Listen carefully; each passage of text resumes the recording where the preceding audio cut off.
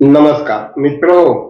आज आपण एका आगळ्या वेगळ्या व्यक्तिमत्वाची भेट घेत आहोत, ज्यांनी 3 विषयात पोस्ट ग्रॅज्युएशन केलेलं आहे. त्याचबरोबर पत्रकारितेत गोल्ड मेडल मिळवलेलं आहे. स्वर्गीय गोपीनाथरावजी मुंडे यांच्या लोकसभा निवडणुकीत अत्यंत महत्वपूर्ण भूमिका जी 2-3 माणसाची असायची, त्यामध्ये हे व्यक्तिमत्व, त्यांचं नाव दादा मुंडे, आणि आपण त्यांचा जी मुलाखत घेणार आहोत ते मुंडे देशमुखा नंतरचा महाराष्ट्र या विषयावर. तर दादासाहेब नमस्कार. नमस्कार. दादासाहेब, तुमची माझी भेट मुंडे साहेबांच्या लोकसभा निवडणुकीच्या काळात एक वक्ता, एक कुशल संघटक आणि दिलेली जबाबदारी पार पाडणारे म्हणून होती. तर नेमकं काय घडत गेलं की तुम्ही भाजप सोडली, मध्ये तुमच्यावर अपघात झाला, हल्ला झाला, एवढी नीच मानसिकता असताना लोकांना सावरून तुम्ही काँग्रेसचं काम करताय, आणि आता तुम्हाला काय वाटतंय? मुळात असं आहे की मी विद्यार्थी दशेपासूनच कार्यकर्ता हा माझा पिंडा राहिलेला आहे. साधारण 1991ला मी जेव्हा पहिल्यांदा बीडमध्ये आलो, बलबीम महाविद्यालयामध्ये शिक्षणाच्या निमित्तानं अनेक प्राध्यापकांशी, अनेक मित्रांशी माझी ओळख झाली. आणि सगळ्यात महत्त्वाची गोष्ट अशी की कुटुंबामध्ये अशी राजकीय वगैरे सामाजिक मोठी पार्श्वभूमी नाहीये माझ्या, परंतु शालेय जीवनामध्ये मला भाषण करण्याची आवड होती, सवय होती, आणि महाविद्यालयाच्या जीवनामध्ये ती माझी गरज बनली. यातूनच 1992ला माझा या जिल्ह्याच्या लोकप्रिय अशा माजी खासदार आदरणीय केशरबाई काकू यांची भेट झाली, आणि त्यांनी माझ्यावर मुलागत अनेक वर्ष प्रेम केलं. त्यांच्या त्या प्रेमापोटी मी राजकारणाने समाजकारणात सक्रिय झालो. पुढे टप्प्याटप्प्याने विद्यार्थी चळवळ करत असताना माझा संपर्क पत्रकारितेशी आला. मी ग्रॅज्युएशन झालो. मी MA हिंदी केलं, MA राज्यशास्त्र केलं, लोकप्रशासन केलं, नंतर मी जर्नलिझम केलं.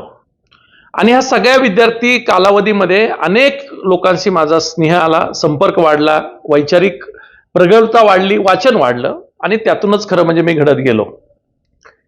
या सगळ्या दरम्यान एक महत्वाची गोष्ट घडली, ती म्हणजे आज जे राज्यामध्ये मोठ्या ज्यांची चर्चा होते, ज्यांच्या नावाची, ते धनंजय मुंडे हे विद्यार्थी आघाडीचे नेते होते.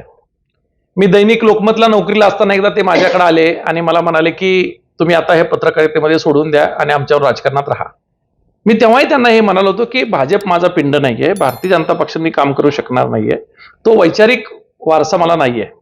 त्यांनी सांगितलं की आपण लोकनेते गोपीनाथरावजी मुंडे साहेबाला या महाराष्ट्राचा मुख्यमंत्री करण्यासाठी एकत्र काम करूया आणि बरोबर राहूया. आणि म्हणून खरं म्हणजे मी ओघानं या सगळ्या प्रक्रियेमध्ये पुढे आलो. त्या पक्षात असा काही प्रवेशाचा कार्यक्रम झाला आहे, मला एखादं पद दिलंय, असं काहीही झालेलं नाहीये. परंतु आपल्या जिल्ह्यातला एक भूमिपुत्र, आपल्या जिल्ह्यातला एक नेता, आपल्या जिल्ह्यातला सर्वसामान्य कुटुंबातून आलेला एक नेता या राज्याचा मुख्यमंत्री होत असेल तर आपण डिवोट दिलं पाहिजे, कॉन्ट्रीब्युशन दिलं पाहिजे. आणि म्हणून लोकनेते गोपीनाथरावजी मुंडे यांच्याबरोबर मी काम करत राहिलो. तब्बल 14-15 वर्ष मी त्यांच्याबरोबर काम केलं. काम करताना अनेक चांगल्या गोष्टी, चांगल्या आठवणी माझ्याकडे त्यांच्या आहेत. मला वाटतं की माणूस म्हणून गोपीनाथ मुंडे सारखा माणूस किमान या पिढीमध्ये आता होणं शक्य नाहीये. नेता म्हणून त्यांच्याबद्दलचे काही मतमतांतर असू शकतात, शेवटी राजकारण आहे, राजकारणामध्ये अनेक वेळा शब्द द्यायचा असतो, दिलेला शब्द पाळला जाईल याची खात्री नसते. अशी स्थिती असताना सुद्धा गोपीनाथ मुंडे साहेबाबरोबर काम करताना जो अनुभव आला, मला वाटतं की आमच्या राजकीय जीवनात पुढे जी 10-20 वर्ष आम्हाला मिळणार आहेत त्याच्यामध्ये कामाला येणार आहे. आणि म्हणून ही सगळी पार्श्वभूमी घेऊन आम्ही त्या विचारप्रवाहामध्ये राहिलो. आमच्या दुर्दैवानं 15 वर्ष ज्या गोपीनाथ मुंडे साहेबाबरोबर आम्ही काम केलं ते अशा अकाली एक्झिट होतील असं वाटलं नाही. आम्ही स्वप्न पाहत होतो की मला वाटतं की मी तो त्यापैकी एक कार्यकर्ता की शेवटच्या 4-5 तासात मुंडेंशी ज्यांचं बोलणं झालंय शेवटचं, त्याच्यात मी एक कार्यकर्ता आहे की रात्री साधारण 11:30 वाजता माझं त्यांचं बोलणं झालं होतं. दुसऱ्या दिवशी त्यांचा नागरी सत्कार होणार होता, आणि त्या सत्काराच्या निमित्तानं काही गोष्टी आमच्या दोघांमध्ये ठरल्या होत्या की उद्या काय काय आपल्याला करणं अपेक्षित आहे. अगदी कोणता वक्ता बोलेल, कोणता बोलणार नाही, कोण किती वेळाला बोलेल, माझं काय असेल, या सगळ्या गोष्टींवर बोललो होतो. आणि सकाळी हे सगळं नियोजन प्रत्यक्षात अंमलात आणायचं या उद्देशाने झोपलो होतो. दुर्दैवानं ती काळ रात्र ठरली. सकाळी ती अघटित अशी घटना माहीत झाली आणि सगळी स्वप्न संपली. म्हणजे माझ्या व्यक्तिगत स्वप्नापेक्षा मी माझ्या जिल्ह्यासाठी, मी माझ्या मराठवाड्यासाठी, मी माझ्या माणसांसाठी आणि मी माझ्या मातीसाठी जी स्वप्न बघितली होती महाराष्ट्रामध्ये, ती त्या दिवशी धुळीत मिळाली. जी हारं, जी पुष्पगुच्छ गोपीनाथ मुंडेंच्या येण्याची वाट बघत होती, आतुरतेने त्यांच्या दिशेकडे पाहत होती, ती त्यांना श्रद्धांजलीसाठी वापरावी लागली. मला वाटतं की देशाच्या आणि महाराष्ट्राच्या राजकारणात इतकी दुर्दैवी वेळ कुणावरही आली नाही आणि किंबहुना पुढे येऊ नये अशी प्रार्थना मी नक्की करेल. आणि अशा या मोठ्या नेतृत्वाला जेव्हा गमावलं तेव्हा त्यांच्या जाण्यानंतर मला वाटतं की आज भयान अशी स्थिती राजकारणात आणि समाजकारणामध्ये आहे. आमच्या दुर्दैवानं खरं म्हणजे एकटे गोपीनाथराव मुंडे साहेबच गेले नाही, तर मराठवाड्याचा दुसरा हिरा असलेला, ज्यांनी मराठवाड्यामध्ये स्वतःच्या नावाची एक चर्चा घडून आणली, ज्यांच्या व्यक्तिमत्वाची, ज्यांच्या बोलण्याच्या शैलीची, ज्यांच्या वारसाची आणि वशाची ज्या चर्चा होते वारंवार, अनेक वर्ष त्यांचं उदाहरण दिलं जातं, ते विलासराव देशमुख. खरं म्हणजे गोपीनाथ मुंडे आणि विलासराव देशमुख ही जोडी अशा पद्धतीनं अकाली जाईल असं कुणीही अपेक्षित धरलेलं नव्हतं. कारण मला विलासराव देशमुख साहेबांचंही शेवटचं भाषण आठवतं की ते दिलीपराव देशमुखांच्या प्रचाराच्या निमित्तानं इथे आले होते. आमचे माजी मंत्री जयदत्तांना क्षीरसागर यांनी त्या सभेचा पुढाकार घेतला होता आणि नाट्यगृहामध्ये ती सभा झाली होती. त्या सभेनंतर ते त्यांच्याकडे जेवायला सुद्धा गेले होते आणि तिथे माझी त्यांची भेट झाली होती आणि ते म्हणाले की परिस्थितीच अशी आहे की माझी इच्छा नव्हती यावेळेस विधान परिषदेला दिलीपरावांना संधी देण्याची, परंतु दिलीपराव आजारी असतात आणि म्हणून मला असं वाटतं की त्यांना दिली पाहिजे. एकदम इमोशनल ते सगळ्यांशी आमच्याशी बोलले होते, आमच्या सगळ्या नगरपालिकेच्या सदस्यांशी, जिल्हा परिषदेशी. कारण त्या स्थितीमध्ये डॉक्टर भारतभूषण क्षीरसागर इच्छुक होते आमदारकीला त्यावेळेस. त्यांना ते समजून सांगत होते की माझ्यावर विश्वास ठेवा, मी तुम्हाला नक्की संधी देईल. आणि विलासरावांचा शब्द म्हणजे आश्वासक शब्द असायचा. आणि म्हणून खरं म्हणजे त्यांच्या जाण्यानंतर जे घडलं की दोघांची मैत्री ज्या पद्धतीनं तुटली, खरं म्हणजे आजही काँग्रेसचे लोक, भाजपचे लोक त्यांच्या अनेक सभांचं उदाहरण देतात. म्हणजे विलासराव ते एकदा असं म्हणाले होते की गोपीनाथरावजी एक काम करूयात, आपण दोघं जण तिकीट लावून सभा घेत जाऊया, कारण इतकी गर्दी जमते आपल्यासाठी, आपले एवढे फॉलोअर्स बाहेर आहेत, तर ते तिकीट देऊन सुद्धा आपल्याला ऐकतील. मला वाटतं की राजकारणामधल्या लोकांच्या बद्दल ही मानसिकता असणं ही महाराष्ट्राच्या दृष्टीनं अत्यंत महत्वाची गोष्ट आहे. अशी माणसं पुन्हा होणे नाही. अशी माणसं घडायला 40-50 वर्ष जावी लागतात. एक साधा कार्यकर्ता चांगला घडायचा असेल तर 20-25 वर्ष द्यावं लागतात. हे तर लोकनेते होते. या दोन लोकनेत्यांच्या जाण्यानंतर मराठवाड्यामध्ये वैचारिक वाळवंट निर्माण झालेलं आहे, अशी स्थिती आहे. मराठवाड्यामध्ये ज्या पद्धतीनं आपण आज बघतोय, विकासाच्या ज्या रेषा आपण पाहतोय, ज्या घोषणा आपण मराठवाड्याबद्दल ऐकतोय, मला वाटतं की हा धांदात खोटापणा आहे. जर मुंडे आणि देशमुख असते तर कदाचित आम्हाला कोणाकडे हात पसरून मागायची गरज पडली नसती. अशा या दोन माणसाला आज खरं म्हणजे आम्ही मिस करतोय. त्यांच्या जाण्यानंतर मराठवाडा आणि महाराष्ट्र हा खऱ्या अर्थानं पोरका झालाय. आता कदाचित त्यांच्या विचाराचा वसा आणि वारसा घेऊन जाणाऱ्या, त्यांच्या रक्तातल्या असतील, त्यांच्या विचाराच्या असतील, त्यांच्याकडे ही जबाबदारी आहे कार्यकर्त्याकडे की ते कसं घेऊन जायचंय. मला वाटत नाही की त्यांच्या रक्ताचे नातेवाईक फार यशस्वी होतील, पण एक नक्की आहे की विलासराव देशमुख आणि गोपीनाथ मुंडेंचा विचार जर पुढे जिवंत ठेवायचा असेल तर त्यांच्या विचाराची पालखी कुणीतरी खांद्यावर घ्यावी लागेल आणि ती पालखी वाहून नेण्याची क्षमता आज अनेक पोरांमध्ये, अनेक तरुण कार्यकर्त्यामध्ये, त्यांच्या फक्त पाठीवर हात टाकण्याची गरज आहे की चला तुम्ही पुढे, आम्ही तुमच्या बरोबर आहेत.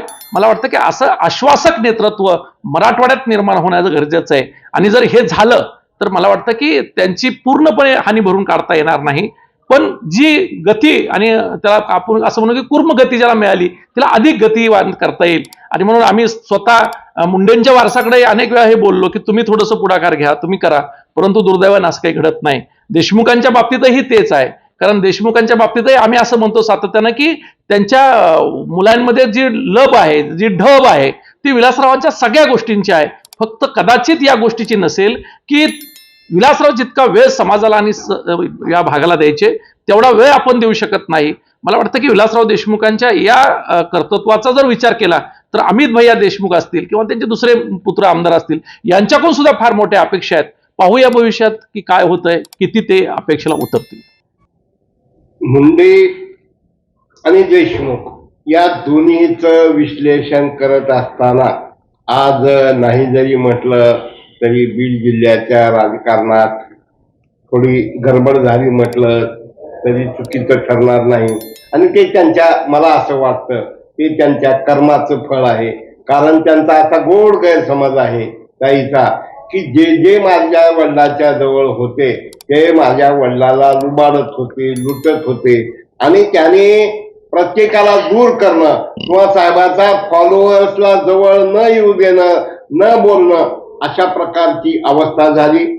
याच्या उलट लातूरमध्ये फोन न उचलणं, कमिटमेंट न मानणं, अशा प्रकारचे राजकारण चाललं असताना तुम्ही या सगळ्या परिस्थितीमध्ये काँग्रेसकडं कसं काय तुम्ही आकर्षित झालात? कारण बुडती नौका म्हणून काँग्रेसकडं पाहिलं जातं. एका बाजूला मुंडे आणि देशमुखाचं तुम्ही नाव घेता, त्याचबरोबर सगळेच जण मान्य करतात की पंकजाताई हातातोंडाला आलेला घास बोलण्यातनं वागण्यातनं घालून टाकतात. अमित देशमुख म्हणजे लो प्रोफाईल राहायची सवयच नाही, हाय प्रोफाईल राहायचं, मुझे गिनो म्हणायचं, माझ्याकडे पहा आणि बेलपूल व्हा, आणि कॉमन कार्यकर्त्याला न देता कठपुतळी कार्यकर्ते निर्माण करायचं उद्योग चालू असताना त्यांची पोकळी कोण भरून काढू शकेल आणि त्यासाठी काय करावं असं तुम्हाला वाटतंय? खरं म्हणजे मी यापूर्वी एक दीर्घ असा लेख लिहिला होता या संदर्भातला पुण्यनगरीला, की मराठवाड्यातलं 10 वर्षानंतरची नेतृत्वाची काय परिस्थिती असेल. खरं म्हणजे मुंडे साहेबांचं अकाली जाणं हे जसं आपण पाहतो की त्यांच्या वारसांना ते सगळं काही देऊन गेलं, मग त्यांची सहानुभूती देऊन गेलं, त्यांची सत्ता देऊन गेलं, त्यांची गर्दी देऊन गेलं, म्हणजे स्वतंत्रपणे त्यांच्या वारसांना काही मिळवावं लागलं नाही. म्हणजे मुंडेंची एक्झिट, यांचं इन होणं हे लोकांसाठी फार महाग पडलं. कारण आम्ही असं अपेक्षित धरलं होतं की त्यांचा सशक्त जो वारसा आहे मुंडे साहेबांचा, तो वारसा चालवण्याची क्षमता यांच्यामध्ये आहे. कारण आम्ही पाहिलं होतं की मुंडे साहेब असताना त्यांनी एक एल्गार यात्रा काढली होती आणि त्या एल्गार यात्रेनंतर बीडमध्येच ती मोठी जाहीर सभा झाली होती की सगळे महायुतीचे नेते ठाकरेपासून मुंडे साहेबापर्यंत आणि जानकरापासून राजू शेट्टीपर्यंत तिथे आले होते आणि त्या सभेतही माझा स्वतःचा सहभाग होता. मी त्या सगळ्या प्रक्रियेचा एक घटक होतो. आणि त्या सभेनंतर आम्हाला असं वाटलं होतं की महाराष्ट्राच्या राजकारणामध्ये एक महिला नेतृत्व म्हणून यांची प्रचंड उंची आपल्याला बघायला मिळेल. आणि जसं मुंडे साहेबाला आपण राज्याचा मुख्यमंत्री म्हणून पाहत होतो, आता दुर्दैवानं असं झालं नाही, तर किमान यांच्यामध्ये आपण मुख्यमंत्री म्हणून पाहायला हरकत नाही अशी आमची अपेक्षा होती. दुर्दैवानं ती अपेक्षा फोल ठरली. संघर्ष यात्रेनंतर जी काही त्यांच्या पाठीमागची गर्दी होती, भारतीय जनता पार्टीने त्यांना नेता म्हणून जे काही वापरून घेतलं त्या सगळ्या प्रक्रियेत, त्यानंतर असं लक्षात आलं की जसं रजनीश म्हणतात की भीड नशा होती है, म्हणजे तुमच्या पाठीमागे असलेली गर्दी ही कधी कधी नशा असते आणि ती नशा तुम्हाला काही करूच देत नाही, म्हणजे ती हवेत उडवत राहते. आणि नेमकं ताईंच्या बाबतीत हेच झालं की त्यांची ती नशा भीड झाली आणि पुढे त्यांनी ज्या पद्धतीनं मुंडे साहेबांच्या जाण्यानंतर त्यांच्या संबंधित जी माणसं होती, विशेषतः त्यांच्या व्यवहारातली माणसं त्यांच्यापासून दुरावली, आपण समजू शकतो की काही विषय असेल, परंतु जी समर्पण भावनेनं काम करणारी माणसं होती त्यांच्याबरोबर ती का दुरावली हा मात्र प्रश्न आहे. म्हणजे मुंडे साहेबाच्या कार्यकर्त्याचा आदरच करायचा नाही, त्याच्यावर माझं काही राहिलेलं नाही. मी दुसरा दादा तयार करू शकते किंवा मी दुसरा रामेश्वर बद्दल तयार करू शकते, अशी मानसिकता त्यांची फार मोठ्या प्रमाणात अलीकडच्या काळात आम्ही बघितली. आणि मग काय झालं की मी हे तयार करेल, मी तो तयार करेल, असं करत करत त्यांनी एकाच वेळेस 2 संकट ओढून घेतली. एकीकडं मुंडे साहेबांची मानणारी माणसं दुरावत गेली आणि दुसरीकडे ते पक्षांच्या विरोधात विधानं करत गेल्या. त्याच्यामुळे पक्षात त्यांच्या विरोधातला एक गट तयार झाला. त्याचा परिणाम असा झाला की एकाच वेळेस त्यांना 2 ठिकाणी संघर्ष करणं शक्य झालं नाही. त्यांचा अति आत्मविश्वास त्यामध्ये नडला आणि आज आपण बघतोय की 5-6 वर्षापूर्वी कार्यकर्त्यावर जी वेळ होती, आज ती त्यांच्यावर काय वेळ आलेली आहे. म्हणजे त्या कधीतरी देणाऱ्या होत्या, आज त्या मागणाऱ्यांच्या यादीमध्ये आहेत. म्हणजे मला काहीतरी मिळालं पाहिजे याच्यासाठी त्यांचा जो अकांड तांडव चालला गेली काही दिवस झालं, तो बघितला माझ्यासारखा कार्यकर्ता आतल्यात खुश सुद्धा होतो की बघा कार्यकर्त्यांना तुम्ही असंच वागवत होते, तेव्हा त्याची भावना हीच असू शकते. आज तुमची तीच भावना आहे की मी माझ्या नेत्याला भेटणार आहे, माझ्या नेतृत्वाशी बोलणार आहे, मी असं करणार आहे, मी तसं करणार आहे. काहीही करू शकत नाही तुम्ही, हे सिद्ध झालेलं आहे. तुम्ही नेतृत्व करू शकत नाही हे सिद्ध झालेलं आहे. आता तुमच्या हातात एकच आहे की तुम्ही रक्ताच्या जरी असला तरी तुम्ही नेतृत्व करू शकणार नाहीत. आता त्यांच्या विचाराचं नेतृत्व करणाऱ्या माणसाला मात्र ताकद देऊ शकता. हे जर तुम्हाला करता आलं तर किमान तुमच्या भाषणातल्या त्या वाक्याची आठवण करून देण्यासाठी सांगतो की मी गोपीनाथ मुंडेंचं नाव विसरू देणार नाही, असा शब्द तुम्ही समाजाला दिलेला आहे, राज्याला दिलेला आहे. मला वाटतं की हे कदाचित कार्यकर्ता करू शकतो. अगदी याच भूमिकेमध्ये जर बघितलं आम्ही तर विलासराव देशमुख साहेबांच्या बाबतीत सुद्धा हेच घडलंय. विलासराव देशमुख साहेबांच्या बाबतीत काय घडलंय, आम्हाला खरं म्हणजे जिल्हा म्हणून फारशी काही त्याबद्दलची माहिती नाही, पण राजकारण म्हणून जी माहिती आम्हाला आहे ती अशी आहे की त्यांच्या जाण्यानंतर ज्या पद्धतीनं लातूरमध्ये सुद्धा ज्या पद्धतीची राजकीय रचना होती त्या रचनेमध्ये तुम्हाला नेता होण्याची संधी होती. दुर्दैवानं तुम्हाला का ती उपलब्ध असताना सुद्धा त्याचं सोनं करता आलं नाही हे माहिती नाही, परंतु तुमच्यामध्ये गट्स आहेत की तुम्ही ते करू शकता. तुमच्याकडे संस्था आहेत, तुमच्याकडे कर्मचाऱ्यांची संख्या मोठ्या प्रमाणात आहे, त्यामुळे कार्यकर्त्यांची चांगली टीम तुमच्याकडे आहे. विलासराव देशमुख साहेबांना मानणारा कार्यकर्ता जोपर्यंत जिवंत असणार आहे त्याचा उपयोग तुम्ही करून घेतला पाहिजे. कारण आम्ही मराठवाड्याच्या भविष्यातल्या 10 वर्षाच्या ज्या प्रमुख चेहऱ्याला बघतो त्याच्यापैकी अमित देशमुख एक चेहरा आहे की आम्हाला अपेक्षित आहे की अमित देशमुख केवळ मराठवाड्याला नव्हे तर महाराष्ट्राला आणि विशेषतः काँग्रेस पक्षाला एक नवचैतन्य देणारा चेहरा आहे. त्यांच्याकडून ही अपेक्षा आहे. आता ते किती त्यात यशस्वी होत आहेत हे आज मी सांगू शकणार नाही. आणि या सगळ्या पार्श्वभूमीवर आपण जसं म्हणला की भाजपकडून आलेला माणूस काँग्रेसकडे कसा आकर्षित झाला, तर त्याचं बेसिक कारण असं आहे की मुळात मी भारतीय जनता पार्टीचा समर्थक कालही नव्हतो, आजही नाही आणि उद्या असण्याची सुतराम शक्यता नाही. परंतु काय असतं की आपल्यासारखी आमच्यासारखी नवीन पोरं जेव्हा राजकारणात येतात तेव्हाची परिस्थिती वेगळी होती. आम्ही आंदोलनं केली, मोर्चे काढली, उपोषणं केली.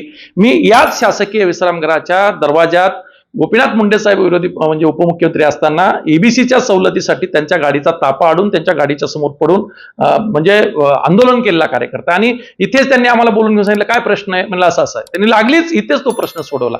म्हणजे ही एक परंपरा आमच्या विद्यार्थ्यापासून आम्हाला होती.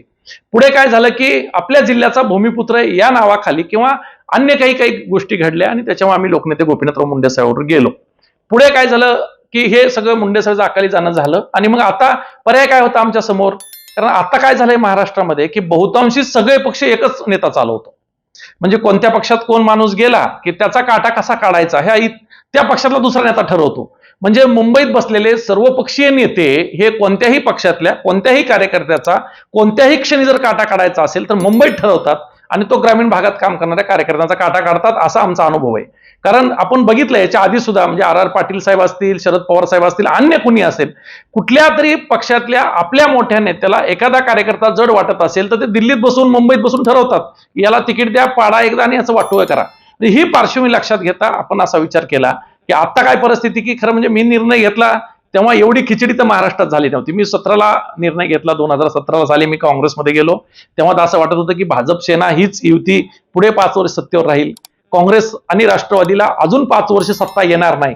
कारण मी माझे नेते आदरणीय बाळासाहेब थोरात साहेब यांच्याकडे जेव्हा गेलो आणि प्रवेश करण्याची इच्छा व्यक्त केली, खरं म्हणजे माझा तो प्रवेश हा आश्चर्यकारक होता. कारण मी मुळात काँग्रेस पक्षात सगळ्यात अगोदर अशोक चव्हाण साहेबांना भेटलो होतो आणि ते स्वतःहून मला बीडच्या शासकीय विश्रामगृहावर एकदा आल्यानंतर भेटण्यासाठी थांबले होते. आमचं सगळं ठरलं. मी महानगरपालिकेत तिथं बसलो 2 महिने जाऊन. सगळं हे झालं. अशोक चव्हाण साहेबांच्या नेतृत्वाखाली मी काम करणार असं सगळ्यांना वाटत होतं. परंतु तेव्हा ते स्वतः प्रदेशाध्यक्ष होते आणि अचानक त्यांना थोरात साहेबांनी फोन करून सांगितलं की दादाला प्रवेश द्या. त्यांनाही आश्चर्य वाटलं होतं की मराठवाड्यातला कार्यकर्ता थोरातांच्या प्रेमात कसा काय आहे. तर त्याची एक वेगळी पार्श्वभूमी आहे थोरातांच्या प्रेमात जाण्याची. कारण थोरात साहेबांचं खरंच म्हणजे महाराष्ट्रामध्ये आता जी गिनीचिनी ज्याला आपण म्हणतो बोटावर मोजण्या इतकी नेते आहेत की ज्यांच्या नेतृत्वाकडे आम्ही आश्वासक चेहरा म्हणून पाहतो. काँग्रेसमध्ये थोरात एक असे आहेत की ज्यांच्याकडे पार्टीच नाही तर त्या भागातली माणसं आणि काँग्रेस पक्षातली बहुतांशी उपद्रव ज्यांना द्यायची सवय नाही अशा लोकांना, कारण ज्यांना कायम उपद्रव द्यायची सवय त्या लोकांना वाटणार नाही. परंतु ज्या पक्षामध्ये काँग्रेस पक्षामध्ये एक परंपरा आहे की कारण थोरात साहेबांचे वडील भाऊसाहेब थोरात, सहकर्मर्षी भाऊसाहेब थोरात यांनी अत्यंत कष्टातून आज सगळ्या जाती धर्मातल्या लोकांना बरोबर घेऊन चालण्याची त्या भागातली जी राजकीय परंपरा आहे ती थोरात साहेबांनी पुढे आजही चालवली आहे. तुम्हाला आश्चर्य वाटेल की थोरातांच्या कारखान्याचा चेअरमन गेले 30 वर्ष झालं हा मराठा समाजाचा नाहीये. पंचायत समितीमध्ये मराठा समाज नसतो, त्यांच्या जिल्हा बँकेत मराठा समाजाचा प्रतिनिधी नसतो, त्यांच्या सगळ्या संस्थेमध्ये इतर समाजातला जे प्रतिनिधी दिलं जातं ते राज्यात अन्य कोणत्याही नेत्याकडे दिलं जात नाही. मला वाटतं की हे सामाजिक समीकरण, ही सामाजिक अभिसरणाची प्रक्रिया थोरात ज्या पद्धतीने राबवतात ती सगळ्या राज्यात जर राबवली तर मला वाटतं ओबीसी आणि मराठा समाज मिळून जर आपण एकत्र आलो आणि काम केलं तर राज्यात खरं म्हणजे अशा जातीवादी पक्षांना थारा भेटणार नाही. ही स्थिती असताना एक वैचारिक कार्यकर्ता म्हणून मला असं वाटतं की भाजप सोडायचंय. खरं म्हणजे भाजप का सोडायचं होतं तर भाजपचं माझं फार फाटलं होतं असं काही नव्हतं. पण जिल्ह्यामध्ये असं होतं की आदरणीय पंकजताईंना हा जिल्हा आनंदन दिला होता, दत्तक दिला होता, केंद्रशासित प्रदेश होता, भाजपचा कोणताही नेता आपल्याला मदत करायला तयार नव्हता आणि अशा स्थितीमध्ये इथे राहून कुजून जाण्यापेक्षा आपण दुसऱ्या पक्षात गेलं पाहिजे. तर दुसऱ्या जायचं कोणतं तर अन्य भाजप बरोबर जो होता तो शिवसेना त्यांच्या सत्तेत होता. राष्ट्रवादी पार्टीची तर ती पार्टीच नाहीये. राष्ट्रवादी म्हणजे आमच्या दृष्टीनं एक टोळी आहे, म्हणजे लुटारूंची टोळी आहे. राष्ट्रवादी काही पार्टी आहे का? म्हणजे मी हे आजही म्हणत होतो, मी 2017 साली बी हेच असंच म्हणलो होतो की राष्ट्रवादी ही पार्टी नाहीये, ही एक टोळी आहे. ही टोळी दुष्काळात सापडली की ती सकाळ कुठं आहे ती शोधती आणि तिकडे जाती. आजही तुम्ही बघताय की महाराष्ट्रामध्ये असं चित्र कधी नव्हतं. माझा छोटा मुलगा मला एक दिवशी असं म्हणत होता की बाबा, राष्ट्रवादी काँग्रेस नावाचा एक विरोधी पक्ष आहे, त्या पक्षाचा एक नेता विधानसभेमध्ये विरोधी पक्ष नेता आहे आणि त्याच पक्षाचा एक नेता उपमुख्यमंत्री आहे. दुसरीकडे शिवसेना नावाचा एक पक्ष आहे, त्यांचा विधान परिषदेमध्ये विरोधी पक्ष नेता आहे आणि दुसरीकडे त्यांच्याच पक्षाचा शिवसेनेचा मुख्यमंत्री आहे. म्हणजे राष्ट्रवादी विरोधात आहे, सत्तेत आहे. शिवसेना विरोधात आहे, सत्तेत आहे. त्यांच्या सगळ्या संस्थेमध्ये इतर समाजातला जे प्रतिनिधी दिलं जातं ते राज्यात अन्य कोणत्याही नेत्याकडे दिलं जात नाही. मला वाटतं की हे सामाजिक समीकरण, ही सामाजिक अभिसरणाची प्रक्रिया थोरात ज्या पद्धतीने राबवतात ती सगळ्या राज्यात जर राबवली तर मला वाटतं ओबीसी आणि मराठा समाज मिळून जर आपण एकत्र आलो आणि काम केलं तर राज्यात खरं म्हणजे अशा जातीवादी पक्षांना थारा भेटणार नाही. ही स्थिती असताना एक वैचारिक कार्यकर्ता म्हणून मला असं वाटतं की भाजप सोडायचंय. खरं म्हणजे भाजप का सोडायचं होतं तर भाजपचं माझं फार फाटलं होतं असं काही नव्हतं, पण जिल्ह्यामध्ये असं होतं की आदरणीय पंकजताईंना हा जिल्हा आनंदन दिला होता, दत्तक दिला होता, केंद्रशासित प्रदेश होता, भाजपचा कोणताही नेता आपल्याला मदत करायला तयार नव्हता आणि अशा स्थितीमध्ये इथे राहून कुजून जाण्यापेक्षा आपण दुसऱ्या पक्षात गेलं पाहिजे. तर दुसऱ्या जायचं कोणतं तर अन्य भाजप बरोबर जो होता तो शिवसेना त्यांच्या सत्तेत होता. राष्ट्रवादी पार्टीची तर ती पार्टीच नाहीये. राष्ट्रवादी म्हणजे आमच्या दृष्टीनं एक टोळी आहे, म्हणजे लुटारूंची टोळी आहे. राष्ट्रवादी काही पार्टी आहे का? म्हणजे मी हे आजही म्हणत होतो, मी 2017 साली बी हेच असंच म्हणलो होतो की राष्ट्रवादी ही पार्टी नाहीये, ही एक टोळी आहे. ही टोळी दुष्काळात सापडली की ती सकाळ कुठं आहे ती शोधती आणि तिकडे जाती. आजही तुम्ही बघताय की महाराष्ट्रामध्ये असं चित्र कधी नव्हतं. माझा छोटा मुलगा मला एक दिवशी असं म्हणत होता की बाबा, राष्ट्रवादी काँग्रेस नावाचा एक विरोधी पक्ष आहे, त्या पक्षाचा एक नेता विधानसभेमध्ये विरोधी पक्ष नेता आहे आणि त्याच पक्षाचा एक नेता उपमुख्यमंत्री आहे. दुसरीकडे शिवसेना नावाचा एक पक्ष आहे, त्यांचा विधान परिषदेमध्ये विरोधी पक्ष नेता आहे आणि दुसरीकडे त्यांच्याच पक्षाचा शिवसेनेचा मुख्यमंत्री आहे. म्हणजे राष्ट्रवादी विरोधात आहे, सत्तेत आहे. शिवसेना विरोधात आहे, सत्तेत आहे. आणि लोकांना जर विचारलं की राज्यात सरकार कोणाचं आहे तर लोक म्हणतात भाजपचं आहे. हा काय प्रकार आहे? म्हणजे सामान्य लहान मुलाला पडलेला प्रश्न आहे की विरोधी पक्षाची नावं ही तीच आहेत, सत्तेतल्या पक्षाची नावं सुद्धा तीच आहेत. म्हणजे या राज्यामध्ये चाललंय तरी काय असा सगळा प्रश्न आहे. आणि या प्रश्नांच्या पार्श्वभूमीवर मला वाटतं काँग्रेस पार्टी निवडणं, मी 17 तो पक्ष निवडलाय. आज मला असं वाटतं की या राज्यामध्ये प्रयत्न करून सुद्धा भाजपला जो पक्ष फोडणं शक्य झालं नाही तो एकमेव पक्ष आहे काँग्रेस, आणि त्या काँग्रेसचा मी कार्यकर्ता आहे. आता परवा नारायण राणे म्हणाले की काँग्रेस आमच्याकडे काही लोक येणार आहेत आणि आता सगळ्या पक्षाचं मिळून सरकार आम्ही चालवणार आहोत. मग याच्यामध्ये देशमुखांचं अधूनमधून नाव येत आहे, कधी अशोकरावांचं नाव येत आहे, कधी आपल्या शिंदे सुशील कुमारांच्या कन्येचं नाव येत आहे आणि एक आमच्यातली एक म्हण सांगतो याला लागून, काँग्रेसची अवस्था म्हणजे मोठा घर पोकळ वासा, किंबहुना एक लहान मुलगा असतो तो संडासला जाऊन आलेला असतो आणि आपण त्याची घाण धुवायची म्हणतो तर हे सगळ्या राण्या बघत असतात आणि गालीच्या वर ते येत असतोय आणि म्हण आहे, म राणी तू राणी कोण देव गाण धुवानं पाणी. काय म्हणजे लेकराची गाण धुवायची तयारी नाही अशा प्रकारचे सगळे बिग शॉट नेते. आणि या परिस्थितीमध्ये ह्यांचं एकात एक नाही, बापात लेक नाही, ह्याच्यावर आरोप ह्याला पाडलं, त्याच्यावर आरोप त्याला पाडलं आणि ह्यांची मधून चुंबाचुंबी चालू असते. मग अशा परिस्थितीमध्ये काँग्रेस एकत्र राहील का असं तुम्हाला वाटतंय का? मत असं आहे की काँग्रेस पार्टी ही सातत्यानं अशा मतभेदाचे नेतृत्व असलेले लोक सांभाळणारी पार्टी आहे. देशामध्ये सर्वाधिक सदस्य निवडून आणण्याची क्षमता ज्या राजीव गांधी यांच्यामध्ये होती आणि इंदिराजींच्या हत्येनंतर ते त्यांनी केलं होतं, तेव्हा सुद्धा पार्टीमध्ये मतभेद असणारे अनेक नेते होते. काँग्रेसचं एक वैशिष्ट्य आहे की काँग्रेसमध्ये गटाची पार्टी चालत नाही, तर अनेक गटाची मिळून पार्टी आहे. काँग्रेसमध्ये जो कार्यकर्ता ज्या नेत्याशी अटॅच आहे त्याचा नेता तो असतो. अशा वेगवेगळ्या नेत्यांची मिळून संघटना म्हणजे काँग्रेस आहे. या काँग्रेसमध्ये आपण बघतोय की अनेक स्थित्यंतर झाली, अनेक वेळेस त्याच्यामध्ये फूट पडली अनेक वेळा त्या पक्षातून निर्माण झालेले अनेक नेते पुढे नेते झाले. मग तृणमूल काँग्रेस असेल, बिजू असेल, आता अलीकडे पवार साहेब होते. ह्या सगळ्या नेत्यांनी अनेक वेळा काँग्रेस फोडण्याचा प्रयत्न केला. एन डी तिवारीने केला होता, अर्जुन शिंगाने केला होता, विश्वनाथ प्रताप शिंगाने देश पातळीवर प्रयत्न केला होता, महाराष्ट्रामध्ये शंकरराव चव्हाणांनी केला होता, विखे पाटलांनी सुद्धा हा प्रयत्न केला होता, यशवंतराव चव्हाणांनी हा प्रयत्न केला होता. म्हणजे अशी अनेक मोठी नावं आहेत की ज्यांनी काँग्रेस फोडण्याचा प्रयत्न केला, वेगळी चूल मांडण्याचा प्रयत्न केला. मात्र त्यानंतर काहीतरी असं घडलं आणि पुन्हा ही सगळी नेते काँग्रेसच्या प्रवाहामध्ये आली. म्हणजे शरद पवार साहेब एकदा गेले, पुन्हा आले, पुन्हा गेले, पुन्हा आले, आता गेलेत, पुन्हा काही सांगता येत नाही ते कधी येतील, अशी स्थिती काँग्रेसमध्ये आहे. म्हणजे याचा अर्थ की काँग्रेसमधून माणसं फुटू शकतात, काँग्रेस फुटत नाही. काँग्रेसमधली माणसं फुटतात, काँग्रेसमधला गट फुटतो, तो बाजूला जातो. काँग्रेस आहे तिथेच आहे. म्हणजे अगदी विलासराव देशमुखांचं वाक्य सगळ्यांना प्रसिद्ध आहे की काँग्रेस हरती नाही, काँग्रेस मरती नाही. म्हणजे काँग्रेस अशी गोष्ट आहे की ती थांबणारी गोष्ट नाही, ती प्रक्रिया, ती सतत वाहणारी प्रवाहित राहणारी नदी आहे. ओढे नाले येतील, नदीत मिसळतील, जातील, पुढे संधी भेटली तर वेगळ्या पद्धतीनं होतील. मात्र काँग्रेस पार्टी ही एक पक्ष म्हणून, एक विचारधारा म्हणून, शेवटी या देशाला स्वातंत्र्य मिळवून देणाऱ्या ज्या प्रमुख लोकांची नावं आपण घेतो, म्हणजे अगदी पटेलापासून अब्दुल्लापर्यंत आणि सरोजनी देवीपासून अगदी महात्मा गांधीपर्यंत ही सगळी नावं जी घेतो, त्या नावाच्या विचारांचा प्रभाव जो आहे तो काँग्रेसचा प्रभाव आहे, तो काँग्रेसचं नेतृत्व आहे, तो काँग्रेसचा आदर्श आहे. आणि म्हणून देशाच्या सत्ताकारणामध्ये काँग्रेसला बदनाम करण्यात आलं, प्रचंड बदनाम करण्यात आलं. काँग्रेसला जेव्हा जेव्हा सत्तेहून घालवण्यात आलं तेव्हाही बदनाम करण्यात आलं. आपल्या सगळ्याला ज्ञात आहे की 77ला 75ला जी आणीबाणी आली आणि त्यानंतर इंदिराजींची बदनामी करण्यात आली, नंतर काँग्रेस हारलं. त्यानंतर एकदा प्रयत्न झाला 89ला, तेव्हा काँग्रेस हारलं.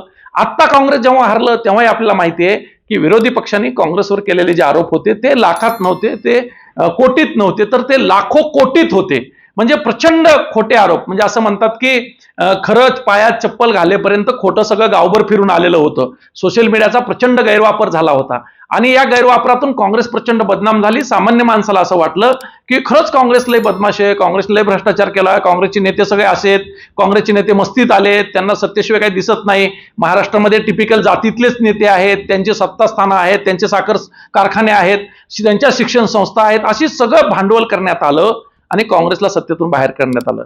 मला सांगा, गेल्या 8-9 वर्षात काय चित्र आहे?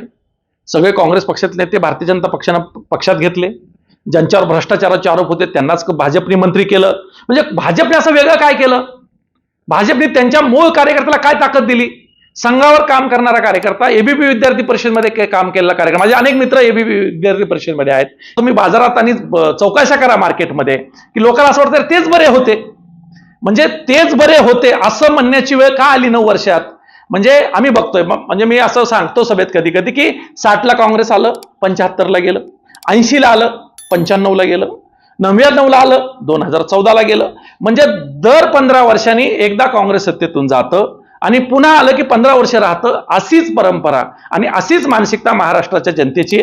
मला वाटतं महाराष्ट्रातल्या जनतेचा पुन्हा एकदा मूड बदलतोय आणि तो बदलता मूड सावरण्यासाठी भाजप सगळे प्रयत्न करतंय. शिंदेंना आणलं, त्यांच्या खासदारांची 13 संख्या झाली, जो सर्वे आला. आता दादांना नेलंय, त्यांच्या खासदार संख्या 18 आली आहे. त्यांना जोपर्यंत शरद पवार साहेबाला ते नेत नाहीत तोपर्यंत त्यांची संख्या 25च्या पुढे जात नाही, असे रिपोर्ट्स त्यांना सगळ्या ठिकाणून आहेत.